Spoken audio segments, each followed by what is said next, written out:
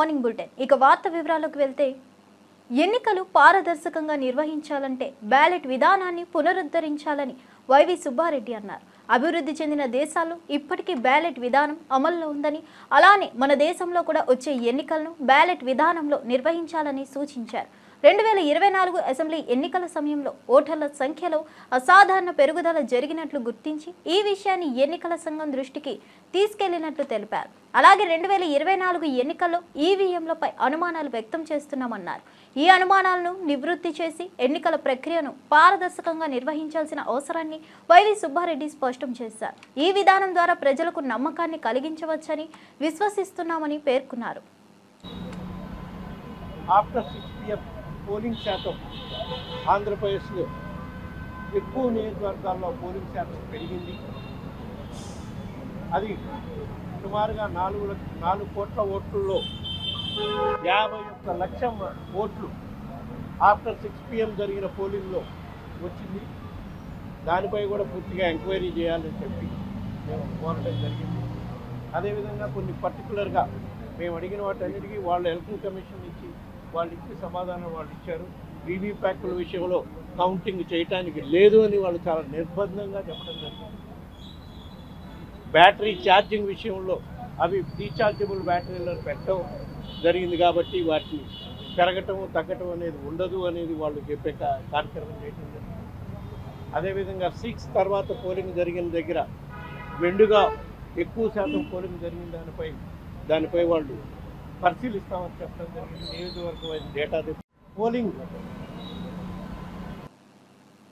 మంత్రి కోమటిరెడ్డి హరీష్ రావు గురించి తాజా వ్యాఖ్యలు చేశారు. కేటీఆర్, హరీష్ రావు తమ లెక్కల్లోకి రారని అన్నారు. కేసీఆర్ అసెంబ్లీకి వచ్చినప్పుడు అన్ని అంశాలపై చర్చ జరిపేందుకు సిద్ధమని తెలిపారు. హరీష్ రావును ఉత్తి ఎమ్మెల్యే అని, ఆయన కనీసం డిప్యూటీ ఫ్లోర్ లీడర్ కూడా కాదని వ్యాఖ్యానించారు. అసెంబ్లీకి కేసీఆర్ వస్తే ఆయన సలహాలను స్వీకరించి తప్పులను సరిదిద్దుకునేందుకు తాము సిద్ధంగా ఉన్నామని కోమటిరెడ్డి స్పష్టం చేశారు. ఈ వ్యాఖ్యలు రాజకీయ వర్గాల్లో చర్చనీయాంశమవుతున్నాయి. వీళ్ళకి ఫ్లోర్ లీడర్ కాదు, ఏం కాదు, మాజీ మంత్రి, ఉట్టి ఎమ్మెల్యేలు. వాళ్ళ మీద నేనేం మాట్లాడతా మంత్రిగా? మేము కేసీఆర్ లాగా మేము ప్రజలకెళ్ళి వచ్చి తెలంగాణ కోసం రాజీనామా చేసిన ఉద్యమకారులు. అలాంటి కేసీఆర్ కూడా సరే తెలంగాణ నేనే తెచ్చినట్టాడు, కానీ ఆయనతో ఒక పైసా పాత్ర ఉండొచ్చు. ఇచ్చింది కాంగ్రెస్ పార్టీ, పోరాటం చేసి మాలాంటి వారుగా అమరులైన 1100 మంది 99% వాటా ఉంది. కాంగ్రెస్ పార్టీ 50% మినిమం ఉంటుంది ఇచ్చినందుకు. ఇంకా ఆంధ్ర పార్టీ వార్డు మెంబర్ కూడా లేడు మా పార్టీకి. తెలుసు మాకు వార్డు మెంబర్ కూడా రాడని. అయినా తెలంగాణ 4 కోట్ల మంది పిల్లలు ముఖ్యం, చచ్చిపోతున్నాను. తెలంగాణ మీ సొంత పార్టీలో కొట్లాడిన మా ఎంపీలు కొట్లాడినరు. అందుకని హరీష్ రావుతో మాకెందుకు చెప్పు? హరీష్ రావు లెవెల్ నేను మాట్లాడాల్సుకోలే. కేసీఆర్ ఒకటే రిక్వెస్ట్ చేస్తున్నా, ఇవన్నీ మాట్లాడదాము, అసెంబ్లీకి రా. పనకచెర్ల కృష్ణానది ఎవరు రాసిచ్చిండ్రు? రోజా ఇంటి దగ్గర నువ్వు ఏం మాట్లాడినావు, వీడియోలు చూపించినావు. కృష్ణా మీద గోదావరి నీళ్ళు కృష్ణా కలుపుతాడంట, కృష్ణా నీళ్ళు రాయలసీమకి ఇస్తాడంట. తల మెడ మీద తల ఉన్నాడు వాడు మాట్లాడతాడా? ఇది తీసుకుపోయి సాగర్ నింపుతాడంట. సాగర్ నీళ్ళు ఆంధ్ర రాయలసీమకి ఇస్తాడంటే అంటే కిందనే తెలంగాణ తెచ్చుకుంది.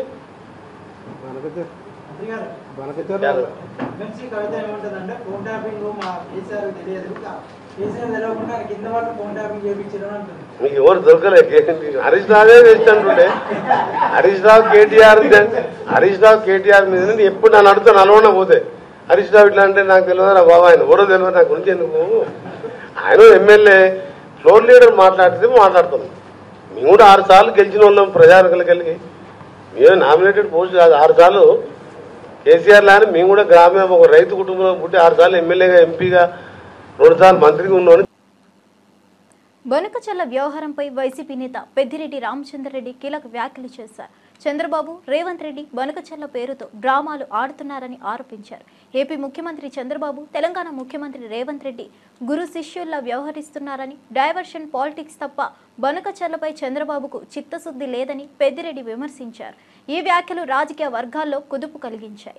ఆయన మాట్లాడుతూ నిజమైన సమస్యలపై దృష్టి పెట్టకుండా ప్రజల దృష్టిని మళ్లించడానికి మాత్రమే ఈ చర్యలు తీసుకుంటున్నారని అన్నారు. ఇది చంద్రబాబు నాయుడు కానీ అక్కడ తెలంగాణలో ఉన్న రేవంత్ రెడ్డి వీళ్ళిద్దరూ కూడా మీకు తెలుసు గురు శిష్యులే.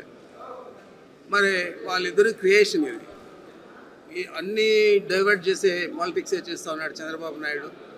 మరి ఇది కూడా నేనేదో ఈ రాష్ట్రానికి ఎంతో చేయాలనుకున్నాను, చాలా నీళ్ళు ఇవ్వాలనుకున్నా రాయలసీమ ప్రాంతానికి అని చెప్పి ఒక ఉదరగొట్టే కార్యక్రమం తప్ప ఇది అమలయ్యే కార్యక్రమం కాదు.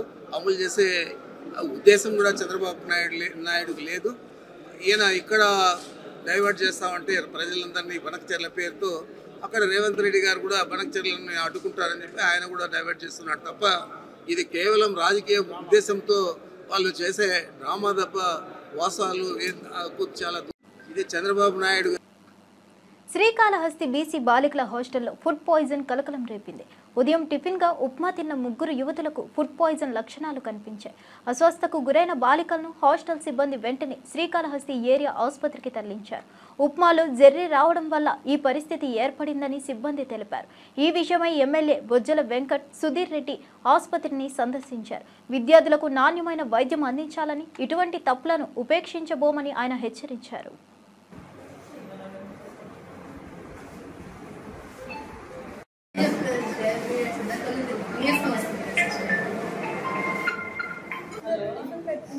అంటే మా బ్యాచ్ వాళ్ళు లేట్ అయ్యారు.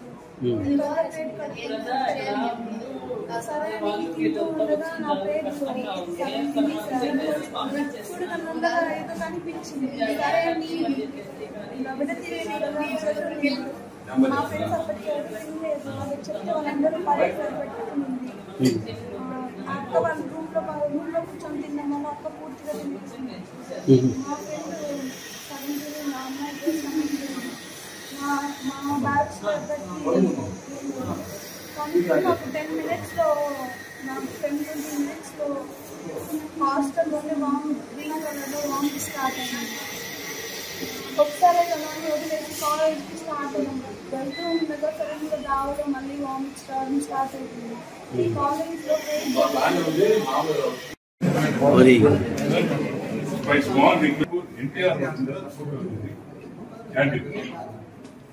ఎన్టీఆర్ క్యాంటీన్ కానీ ఇవన్నీ కానీ సోషల్ వెల్ఫేర్ హాస్పిటల్ కంటే సాల్వ్ అన్నా క్యాంటీన్ ఎంత ఫుడ్ పెడతా ఉన్నామో అదే ఫుడ్ వీళ్ళకి పెట్టి మీరు అన్నారు నాకు నాన్ వెజ్ లో పెట్టబోయే పర్లేదు, ఏం పడలే మంచి ఫుడ్ చేసే వాళ్ళు అందరికి కూడా మనం ఇక్కడి నుంచి అన్నా క్యాంటీన్ పెడతాం ఫుడ్ సరిపోతుంది. ఇది ఇంకోటిసారి బిల్డింగ్ చేంజ్ చేయాల్సి ఇప్పుడు ఉండే పిల్లలు ఏదైతే ఉన్న స్కూల్లో ఉన్నారో ఆడంతా టెక్నులు పడిపోయి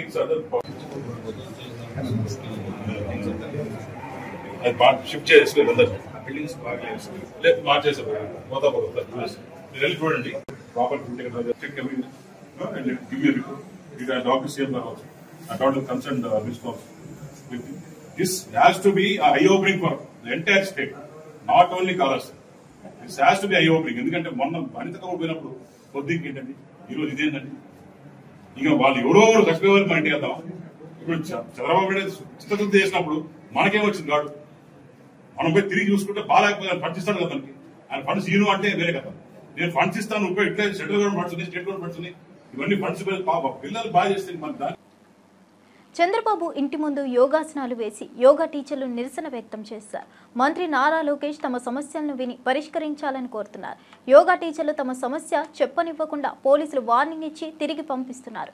ప్రభుత్వ పాఠశాలల్లో పనిచేసే 1056 మంది యోగా టీచర్లకు వేతనాలు చెల్లించాలని, శాశ్వత నియామకాలు చేపట్టాలని డిమాండ్ చేస్తున్నారు.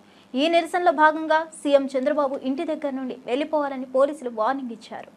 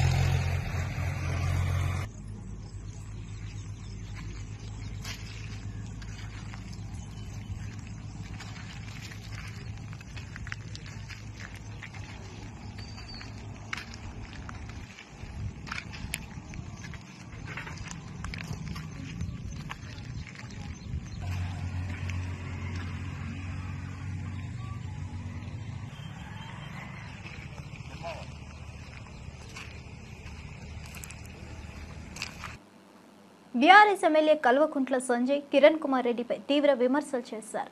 ఈ బట్టలు విప్పుకొని తిరిగే సోకు ఏంది కిరణ్ కుమార్ రెడ్డి అని ప్రశ్నించారు. బట్టలు విప్పడానికి తెలంగాణ భవన్కు రావడం ఎందుకని, ఎక్కడైనా బయటకు వెళ్లి విప్పుకోవచ్చని వ్యాఖ్యానించారు. తెలంగాణ ప్రజల అవసరాల గురించి ఎప్పుడైనా మాట్లాడారని నిలదీశారు. బనగచర్ల స్పెల్లింగ్ కూడా తెలియదని హరీష్ రావుపై ఎలా కౌంటర్ ఇస్తారని ప్రశ్నించారు. ఏ రోజు నేను తెలంగాణ రాష్ట్రం గోదావరి జలాల మీద కట్టిన ప్రాజెక్టుల మీద ఎప్పుడు నేను ఆపలేదు అని చెప్తా ఉన్నారు. మీ అందరికి కూడా కాపీలు ఇస్తాను. ఎన్నిసార్లు అంటే ప్రతిసారి కాళేశ్వరం మీద, కాళేశ్వరం డిపిఆర్ మీద కంప్లైంట్, ఆఖరికి అసలు కాళేశ్వరం ప్రాజెక్టే కొత్త ప్రాజెక్టు వీళ్ళు కట్టకూడదు ఎపెక్స్ కౌన్సిల్లో లేకుండా. నిజానికి Kaleshwaram project modified project, Pranahita Chevella నుంచి మాడిఫై చేయబడ్డ ప్రాజెక్ట్. ఈయన గారు ఏమంటారు, ఈయన ఆ రోజు కూడా కాళేశ్వరం కొత్త ప్రాజెక్టు ఆపేయాలని చెప్పేసి ఆ రోజు కంప్లైంట్, సీతమ్మ సాగర్ మీద కంప్లైంట్, భక్త రామదాస్ మీద కంప్లైంట్, ఆఖరికి చివరికి తను దత్తత తీసుకున్న ఆ రోజు పాలమూరు జిల్లా ఉన్న అన్ని ప్రాజెక్టుల మీద, పాలమూరు రంగారెడ్డి మీద కానివ్వండి, డిండి మీద కానివ్వండి, కల్వకుర్తి మీద కానివ్వండి, ఏ ప్రాజెక్ట్ అయినా కూడా అన్ని ప్రాజెక్టులు మీద తన షికాయతులు, తన లెటర్లు. ఇవాళేమో ఏదో అంటారు కదా సామెత, 1000 ఎలుకలు తిన్న పిల్లి తీర్థయాత్రకు బయలుదేరింది అన్నట్టు. ఇవాళ కొత్తగా నేను ఏ రోజు చంద్రబాబు నాయుడు గారికి ఇది ఒక అలవాటు ఉంది, తన మాటలకు చేతులకు అసలు సంబంధం ఉండదు. తన మాటలకు చేతులకు సంబంధం ఉండదు. ఏ రోజు నేను తెలంగాణ ప్రాజెక్టులు ఆపలేదంటారు. మరి ఇవన్నీ కూడా మరి ఇచ్చిన కంప్లైంట్లు ఒక్కటి కాదు, 2 కాదు, ఇన్ని కంప్లైంట్ లెటర్లు ఉన్నాయి. మీ అందరికి కూడా ఇస్తాను ఇవాళ. ఆ రోజు ఉమాభారతి గారికి కానీ, ఆ రోజు షెకావత్ గారికి కానీ వారు ఇచ్చిన కంప్లైంట్ లెటర్ అన్నీ కూడా మీ అందరికి ఇస్తాను. దానికి తగ్గట్టు కనీసం వారు మాట్లాడిన ప్రతిసారి ఇవాళ కూడా వారు మాట్లాడారు.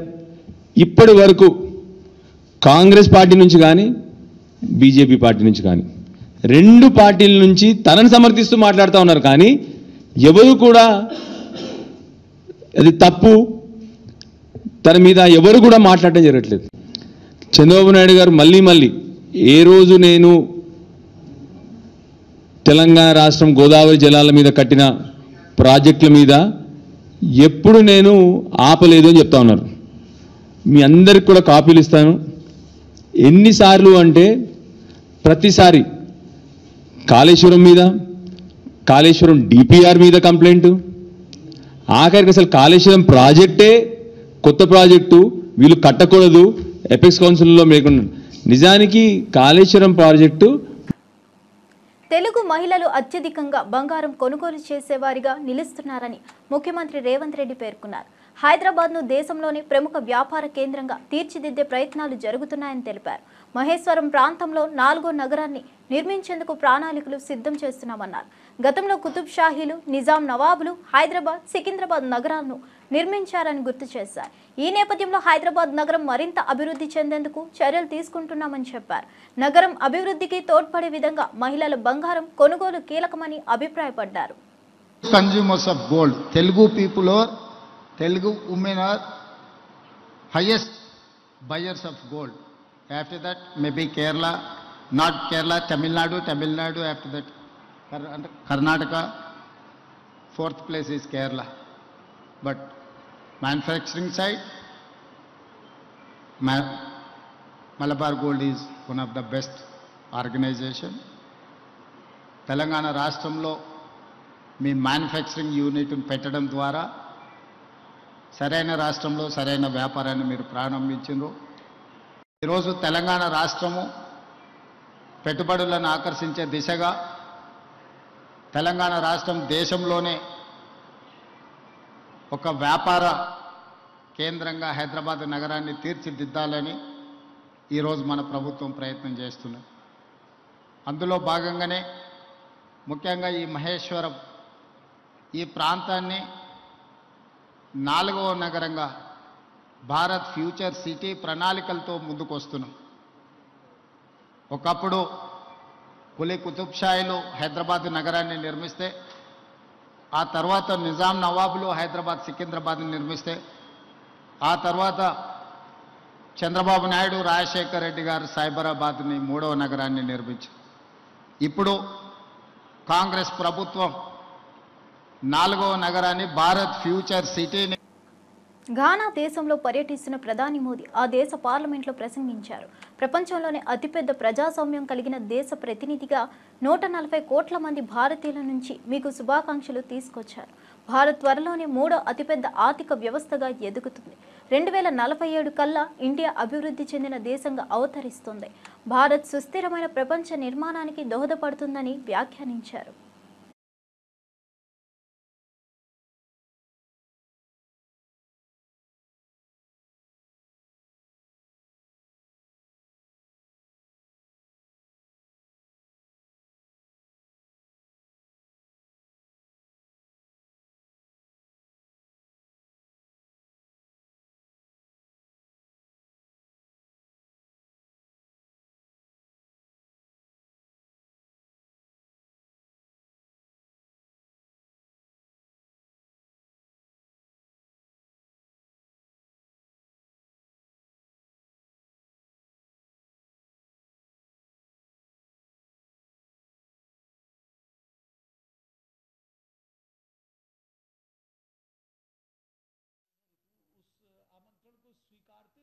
और एक बड़ा अच्छा जेस्चर वहाँ अध्यक्ष ने दिखाया और कहा कि हम अपने कलम को रोकेंगे नहीं किसी को।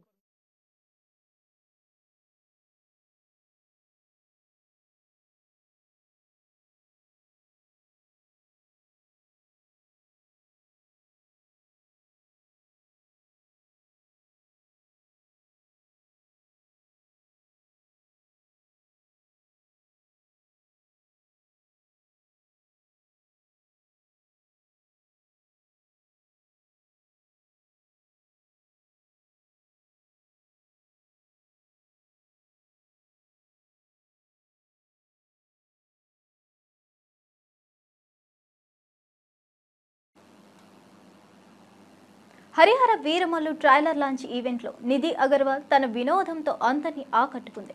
పవన్ కళ్యాణ్ మేనరిజంను అద్భుతంగా అనుకరించి అభిమానులను అలంకరించింది. ఈ సందర్భంగా నిధి అగర్వాల్ అభిమానుల నుంచి గొప్ప స్పందన అందుకుంది.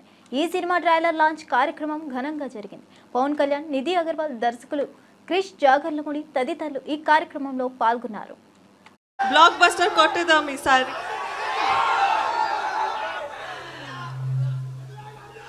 Love you too, love you too, love you too.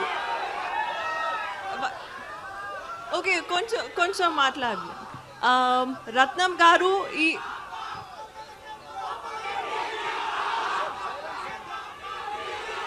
2 minutes.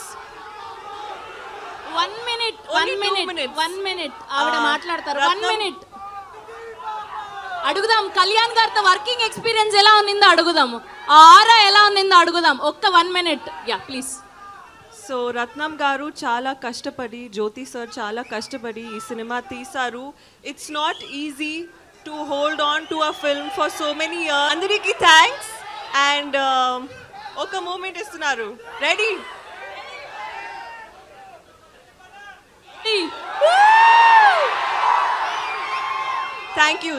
Thank you so much. Once more, ready? 3. Adi. Okay, thank you and love you all. Thank you so much. Next time. Gachibowli పిఎస్లో తండ్రిని కొడుకు హత్య చేసిన విషయం తెలిసిందే. పోలీసులు మాట్లాడుతూ పొలం కుదువ పెట్టి 6 లక్షలు తండ్రి హనుమంత్ నాయక్ తీసుకురావడంతో ఆ డబ్బులను కొడుకు రవీందర్ నాయక్ ఆన్లైన్ బెట్టింగ్లో పోగొట్టాడు. దీంతో ఘర్షణ జరగగా నిర్మానుష్య ప్రదేశానికి పిలిచి కత్తితో పొడిచి హత్య చేశాడు. తండ్రి ఆత్మహత్య చేసుకున్నాడని నమ్మించి ప్రయత్నంలో అనుమానంతో సోదరుడు రమేష్ పోలీసులకు ఫిర్యాదు చేయగా నిజం బయటపడింది. ఎన్టీఆర్ నగర్ గోపాలపల్లి తన సొంత తండ్రిని కత్తితో పొడిచి చంపేస్తాడు. నిన్న మధ్యాహ్నం తండ్రిని ఒక ప్రదేశానికి రమ్మని చెప్తాడు. అక్కడ డబ్బులు ఇస్తారు నా ఫ్రెండ్స్ అని చెప్తాడు. దానికి నిజమని నమ్మి అతను అక్కడికి వెళ్ళిన తర్వాత అతని గొంతుపై కత్తితో దాడి చేసి చంపేస్తాడు. కారణం ఏంటంటే తండ్రి 6 లక్షల రూపాయలు తన భూమిని కుదవ పెట్టుకుని అప్పు చేసి తెస్తాడు. అట్టి డబ్బులను ఆన్లైన్ బెట్టింగ్ లో పెట్టి పాడు చేస్తాడు.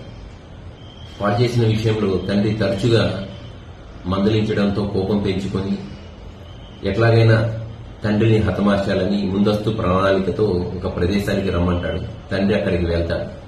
వెళ్తే కత్తితో గొంతు మీద దాడి చేసి చంపేస్తాడు. చంపేసి తన తండ్రి ఆత్మహత్య చేసుకున్నట్టు చిత్రీకరించి చుట్టాలని తన తల్లిని నమ్మిస్తాడు. వాళ్ళు కూడా నిజమని అనుకుని మృతదేహాన్ని కోతిగుంట్ల తాండా గన్పూర్ మండలానికి తీసుకుని పోతారు. అక్కడ పెద్ద మనుషులు డౌట్ వస్తుంది వాళ్ళకి వచ్చి గట్టిగా మందలించడంతో అక్కడ ఒప్పుకుంటాడు. ఒప్పుకుంటే అప్పుడు మృతుడు తమ్ముడు రమేష్ అట్టి మృతదేహానికి మళ్లీ తిరిగి గోపనపల్లి తాండాకి తీసుకురావడం, పోలీసులకు ఫిర్యాదు ఇవ్వడంతో కేసు నమోదు చేసి విచారించాము. గాదేరి కిషోర్ మహాన్యూస్ ఛానల్ ఓనర్ వంశీపై తీవ్ర ఆరోపణలు చేశారు. వంశీ ఆంధ్రజ్యోతిలో స్ట్రింగర్గా పనిచేసి ఎలా ఛానల్ ఓనర్ అయ్యాడో ప్రశ్నించారు. వంశీ అనైతిక పనులు, ఇల్లీగల్ దందాల ద్వారా ఛానల్ స్వాధీనం చేసుకున్నాడని ఆరోపించారు. వంశీని వదిలిపెట్టే ప్రసక్తే లేదని స్పష్టం చేశారు. ఈ వ్యవహారంలో కొంతమంది పోలీసులు కూడా చేరిన వారిని గుర్తించుకుంటామని హెచ్చరించారు. ఇలాంటి కేసుల్లో న్యాయం చేయడానికి కృషి చేస్తామని చెప్పారు. వంశీపై ఉన్న ఆరోపణలు ప్రభుత్వం విచారణ జరిపించాలని డిమాండ్ చేశారు. పదే పదే ఒక వ్యక్తి యొక్క వ్యక్తిగత స్వేచ్ఛకు భంగం కలిగించే విధంగా మహిళని చూడకుండా ఫోటోలు పెట్టి అన్యాయంగా అక్రమంగా ఏది పడతాది మాడతాడు. వంశీ అంటాడు. వంశీ వాడు దొరకలేమన్నా మామూలు గట్టిగా అవుతున్నాను పని. ఇప్పటికి కూడా వాడు వదిలిపెట్టే ప్రసక్తే లేదు. వంశీ అంటోని మహా న్యూస్ ఇవ్వడుండే అండి. వాడు కూడా చిన్న స్టింగర్ గా పని చేసుకుంటుండే, ఆంధ్రజ్యోతిలో పనిచేసిండు. అప్పుడు సేమ్ ఇట్లా ఎంఆర్పీఎస్ మాట వాళ్ళు దాడి చేస్తే ఆ కేసు కూడా జైలుకి పోయాడు వాడు. మరి ఇలా మహా న్యూస్ అదే తట్టాను కొడుతాను మేము కూడా అనొచ్చా, మాడొచ్చా? అంటే ఇలాంటి కార్యక్రమాలు చేసి, ఇలాంటి లంగ పనులు చేసి, ఇలాంటి ఇల్లీగల్ దందాలు చేసి ఒక మీడియా ఛానల్ కొందరమైనవారు అని చెప్పి మేము కూడా అనొచ్చు కదా. అంటే నువ్వు చేసినటువంటి పనులు, మీడియాలో జరిగేటువంటి పనులు ఇతర మహిళలు కూడా చేస్తాను నువ్వు అనుకుంటున్నావా? అది మీకున్నదేమో కల్చర్, మా దగ్గర లేదు. సో మహిళ యొక్క స్వేచ్ఛని భంగం కలిగించేటువంటి రైట్ ఓడించింది మీకు. ఈ రోజు వరకు ఫోన్ ట్యాపింగ్ కు సంబంధించి ఆ విచారణ చేసినటువంటి ఏ ఒక్క సంస్థనైనా సరే విచారించినాము ఇది బయటకు వచ్చని చెప్పి చెప్పిర్రా? మరి నువ్వెట్లా చెప్తావు? పోనీ నువ్వు అనుకుంటున్నటువంటి వ్యక్తులైనా స్వతహాగా వాళ్ళు వచ్చి వాళ్ళ కంప్లైంట్ ఇచ్చిర్రా, నా ఫోన్ ట్యాప్ అయింది, దీనివల్ల నా వ్యక్తిగత స్వేచ్ఛకు భంగం కలిగింది, నన్ను వీళ్ళు బ్లాక్ మెయిల్ చేసి నాకు వీళ్ళు మాట్లాడని చెప్పిర్రా? ఏది పడితే అది మాట్లాడితే నడుస్తుంది, మా ఇష్టం చేస్తాము, మళ్ళీ ఏమైనా మాట్లాడితే మీడియా స్వేచ్ఛకు భంగం కలుగుతుందా? మొదటి నుంచి మీడియా స్వేచ్ఛ మీద ఇట్లనే చేస్తున్నారు. అరే మీడియా స్వేచ్ఛకు భంగం కలిగిస్తుంది భయ్. వాస్తవాలు చెప్పు, నువ్వు వాస్తవాలు ఏమన్నా చెప్పు. నీకు అనిపించింది ఊహ పెట్టుకొని కావాలని చెప్పేసి మనిషిని టార్గెట్ చేసి క్యారెక్టర్ అసాసినేట్ చేసి కుటుంబంలో ఒక మానసిక శోభకు గురయ్యే విధంగా చేస్తే ఎవడు ఊపడు కొడతా. తస్మాత్ జాగ్రత్త వంశీ. మహా న్యూస్ నీకు మళ్ళా కూడా అయ్యేది ఉంది. నిన్ను వదిలిపెట్టే ప్రసక్తే లేదు. మీడియా ప్రాంతంగా నేను చెప్తా ఉన్నాను, ఎట్టి పరిస్థితుల్లో వదిలిపెట్టే ప్రశ్న లేదు. ఏ రోజుకైనా సరే మేము కూడా పింక్ బుక్ మెయింటైన్ చేస్తున్నాం. గతంలో చెప్పింది అబద్ధం కాదు. పోలీసులు కూడా అత్యుత్సాహం. ఆ దాడిలో పాల్గొన్నటువంటి వాళ్ళు అని చెప్పేసి ఎవరి మీద ఆరోపణలు చేస్తున్నారో పిల్లలపై నిరసన తెలియజేస్తారు. మా రైట్ ఎందుకు ఇచ్చిన రైట్ వచ్చినట్టు అడుగుతారు పోయి. దాంట్లో మా అధ్యక్షుడు ఒకరికి బెయిల్ ఇచ్చారు, మిగతా ఇద్దరు పిల్లల్ని జంగా అంటూ ఇంకొక అరెస్ట్ చేశారు. పోలీసులు ఇష్టం కొట్టిన వాళ్ళని రిమాండ్ చేశారు. ఇంకా 5 పిల్లలు ఇప్పటికి అబ్స్కాండింగ్ ఉన్నారు. ఎవరిచ్చి నీకు రైట్ కొడతాందుకు? నువ్వు కాంగ్రెస్ పార్టీ కార్యకర్తవా? పోలీస్ అంటే నీ ఇష్టమా? నీ అయ్యా జాగీరా? ఎట్లా కొడతావు? పిల్లగాల మీద ఎట్లా చేసుకున్నారు మీరు? మిమ్మల్ని ఎవరు పెట్టేది లేదు. ఎవరెవరైతే దాంట్లో పాల్గొన్నారో అందరి పేర్లతో సహా రాసుకుంటున్నాం. ప్రముఖ నిర్మాత ఏఎం రత్నం మాట్లాడుతూ సినిమాలో అందరూ హీరోలు, కానీ పవన్ కళ్యాణ్ నిజ జీవితంలో కూడా రియల్ హీరో. హరిహర వీరమల్లు సినిమా పవన్ను మరింత ఉన్నత శిఖరాలకు తీసుకువెళ్తుందని తెలిపారు. పవన్ కళ్యాణ్ ప్రధాన పాత్రలో నటిస్తున్న ఈ చిత్రం పీరియడ్ యాక్షన్ అడ్వెంచర్గా రూపొందుతుంది. ఈ లాంచ్ ఈవెంట్లో నిర్మాత రత్నం పాల్గొని చిత్రం గురించి అభిప్రాయాలు వ్యక్తపరిచారు. ఇంతవరకు ఫుల్ ప్లెడ్జ్డ్గా ఫుల్ యాక్షన్గా ఆయన మీదే ఉన్న సినిమా మొదటి సినిమా ఇది. పాన్ ఇండియా సినిమా ఇది. ఆయనతోటి పాన్ ఇండియా సినిమా తీయాలని ఖుషి అప్పుడే అనుకున్నా నేను. ఖుషి హిందీలో చేయమని అడిగితే వద్దన్నా నేను. ఇప్పటికీ ఈ సినిమా ఇలా తయారైంది. 5 సంవత్సరాల తర్వాత ఈ సినిమా వస్తుంది. ఇండస్ట్రీ కానీ అభిమానులు కానీ ఇంక్లూడింగ్ కళ్యాణ్ గారు కూడా ఎదురు చూడలేదు ట్రైలర్ చూసే వరకు. కళ్యాణ్ గారు ఈ ట్రైలర్ చూసి మళ్ళీ మళ్ళీ 7 సార్లు చూశారు. ఇప్పుడు చెప్తున్నాను, ఇప్పుడు ఇది సినిమా మాత్రమే. సినిమా రిలీజ్ అయిన తర్వాత జనంలోకి వెళ్ళాక ఇది పబ్లిక్ కనెక్ట్ అవుద్ది. ఈ సినిమా ఇది చరిత్రని గుర్తు చేస్తుంది, చరిత్రని గుర్తు చేసే సినిమా ఇది. ఎందుకంటే ఈ మధ్యనే చావా అని ఒక సినిమా రిలీజ్ అయింది. చావా ఛత్రపతి శివాజీ కొడుకు సంభాజీ బయోపిక్ ఎంతవరకు ఎవరికి తెలియదు. సడన్గా సినిమా రాగానే చాలామంది ఏడ్చారు సినిమా చూసి. సినిమా కనెక్ట్ అయింది. ఈ సినిమా కమర్షియల్ సినిమా. మీ అందరూ ఇప్పటిదాకా ఓజీ ఓజీ ఓజీ ఓజీ అన్నారు. కానీ మీరెవరికి హరిహర వీరమల్లు గురించి ఇంతవరకు తెలియదు. ఇప్పుడు చూశారు కదా, ఇప్పుడు చూశారు ఎలా ఉంది. సో అది సినిమా అంటే. ఈ క్రెడిట్ మొత్తం మా జ్యోతి కృష్ణకే, తనకే. మొత్తం ఇంత కష్టపడి రాత్రి పగళ్ళు పనిచేశాడు. కళ్యాణ్ గారు మెచ్చుకున్నారు, నేను చూసుంటారు. ఇంత రాత్రి పగళ్ళు ఈ సినిమాని ఈ లెవెల్కి తీసుకొచ్చాను అప్రిషియేట్ చేశారు. సో డెఫినెట్గా ఇది రేపు సినిమా చూస్తే ఇంతకి 2 ఇంతలు 4 ఇంతలు 5 ఇంతలు ఉంటుంది సినిమా. ఏమాత్రం తక్కువ ఉండదు. ఇది అందరూ సెలబ్రేట్ చేసుకునే సినిమా. ఇది 10 సార్లు చూస్తామని చెప్తున్నారు. 10 సార్లు చూస్తారా? ఓకే, మీరే కాదు మేము కూడా చూస్తాం. సో ఎందుకంటే నా అన్ని సినిమాల్లో పాటలు హిట్. జెంట్ల్మెన్, ప్రేమికుడు, భారతీయుడు, ఒకే ఒకడు, ఖుషి, అన్ని సినిమాల్లో. అట్లాగే ఇటువంటి సినిమాలో కూడా పాటలు హిట్ అయినాయి. దీనిలో కూడా పాటలు హిట్. మ్యూజిక్ హిట్ అయితే సినిమా పెద్ద హిట్ అవుద్ది తప్పకుండా. మళ్ళీ ఈ అందరూ మాట్లాడిన తర్వాత ఇంకోసారి ట్రైలర్ కామ్గా చూడండి, అరవకుండా చూడండి, కామ్గా చూడండి, అప్పుడే అర్థమవుతుంది. ఓకే, ఇప్పటిదాకా మీరందరూ పవర్ స్టార్ అన్నారు. ఈ సినిమాతోటి రియల్ స్టార్ ఆయన సినిమాలోనే కాదు నిజ జీవితంలో కూడా రియల్ స్టార్ ఆయన నిజంగా. ఇవండి ఈనాటి వార్తలు. మరో వార్తలతో మళ్ళీ కలుద్దాం.